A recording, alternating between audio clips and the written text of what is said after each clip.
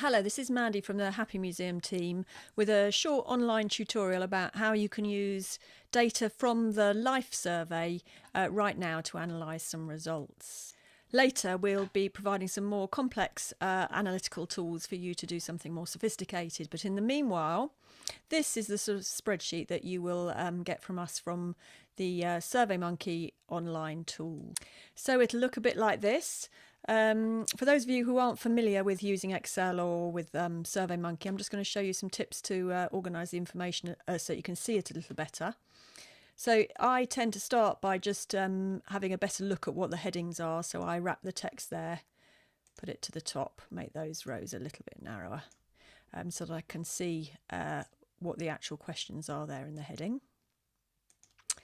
Then I want to be able to see these dates because I need to look for the before and after data. Actually, I prefer a different date format. I find this format a little bit difficult to read, so I tend to use a different format. This is my preferred one. There. And then hide these columns that we don't need on this spreadsheet. We'd probably go through a process of cleaning the data when we're using more sophisticated tools, but for our purposes at the moment, this will more or less do. So the next thing that I want to do is organise these responses which come from before and after an event that we ran into before and after. So you can see these different dates here will help us to do that. We asked people to complete the survey on the 13th of July at the end of the day that we held with them, and we had asked them to do it previously the week before, so you can see those dates down there are from the week before. So that's already quite nice and clearly split into before and after. What I might just do to make it absolutely clear is just give those a little bit of a different colour there so that I can see at a glance the two sets of data. Let's try that colour. So at the moment we're just trying to look at a very simple sense of whether there is any difference in the before data and the after data. It doesn't prove anything, but it helps to perhaps give us some themes that we can explore with further evaluation and further analysis.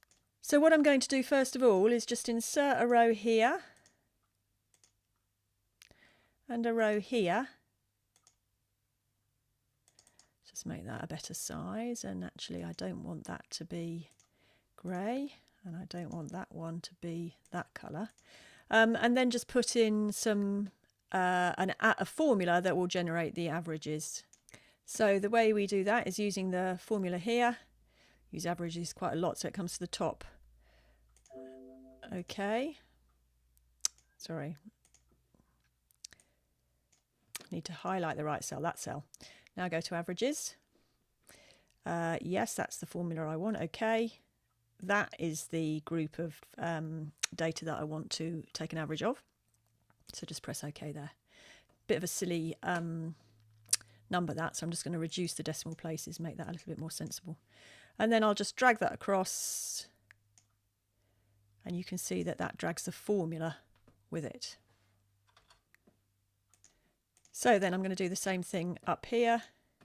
I can actually just copy that formula there, put that in.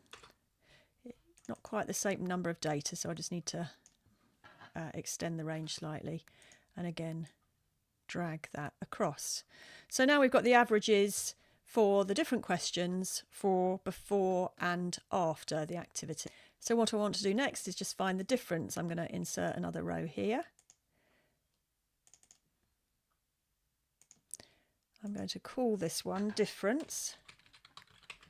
I should have called this average after, and I should have called this average before. And I'm going to subtract one from the other. So the value afterwards minus the value before. And again, just drag that formula across. So now we can see what the change was for each of these questions. We don't know how that relates to the score before. We probably want to see that as a percentage. So I'm just going to insert another row here, and then that way we can compare each of the questions. So I'm going to say, what percentage is that of the original score before the activity? I'm going to make that a percent there, and again drag it across. And I like using conditional formatting for a very quick look at data to see how it varies. So here I'm going to conditional formatting. I'm going to just use this colour scale, which goes from green to red, high to low in this instance. So there we go. So you can see that the biggest change is these deep green colours here, and the least change is the least change, or the change in the wrong direction, the direction we don't want, are these red ones. So that's already telling us something interesting. Our outcome questions actually go in blocks of 3. So I'm just going to make it clear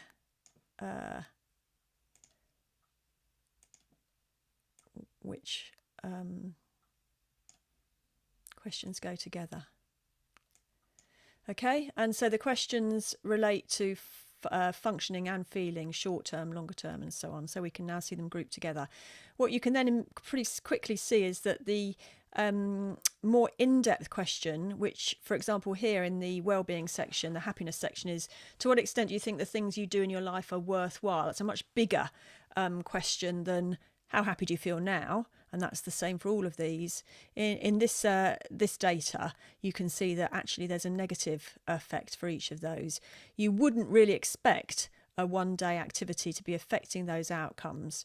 You would hope that it might affect this immediate outcome here, and so this is the one in this instance. These are the ones that we're looking for. So that's okay. That's a good result. This would be a poor result for a longer-term, more in-depth project. But I like to look at this information much more visually. So what I'm now going to do is create some charts. I'm just going to create an extra worksheet to do that. Call this charts. And now I'm going to start by copying my questions. So those are my 12 questions.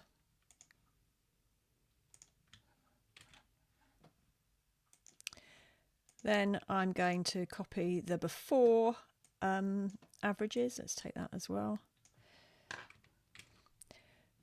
Now, because these are calculated, we need to either paste them as a link or paste them as an actual value. I'll just paste them as a value there.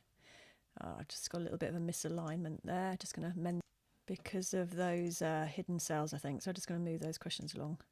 Tidy that up. Go back and get the average after data.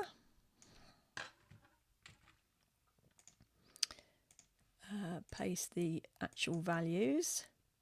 And then actually I think I'll just do that sum again here. So after minus before. There we have it. Make all of those look a little bit more sensible. I probably want 1 decimal place. And again, let's just, for the sake of keeping it all in one place, see what that is as a percentage of the original score like we did on the other sheet. Okay, so there's the whole picture. Now I'm going to insert a chart. So just going to delete these columns, don't need here. This is the change, and these are the figures that we want on our chart, that whole lot there.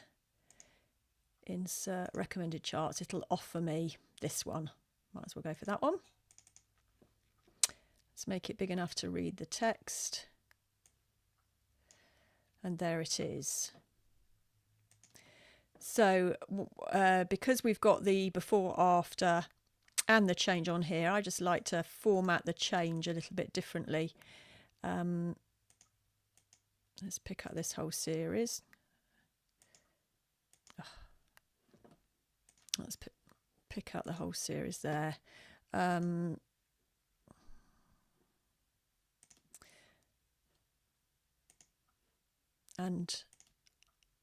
give it a no fill, but a solid line border.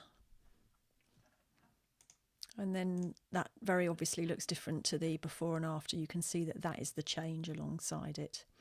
Similarly, I might just change this scale here. we want the maximum to actually be 10. That's the maximum score, and I don't probably want that decimal place. I'll just give that a 0. So this gives us something to start digging into in a bit more depth now. What's quite interesting in this picture is these two outcomes up here show really quite good results about noticing surroundings and a sense of belongings in surroundings. This data was from an event in a museum, and people were particularly struck by the gallery. They particularly enjoyed it, so that probably explains that to some extent. And as I said before, each of these third outcomes, which are the more long-term ones, show a decrease. So something about the way people were on that day made them feel that these longer-term outcomes were not so positive for them in their lives, unlikely to be affected by the event itself, but interesting, worth a little bit of exploration. So thanks for watching. Don't hesitate to get in touch if you want to ask us more about it, and we will get back to you and tell you where we've got up to with collecting a bigger data set so that we can do something really great with this together. Thank you.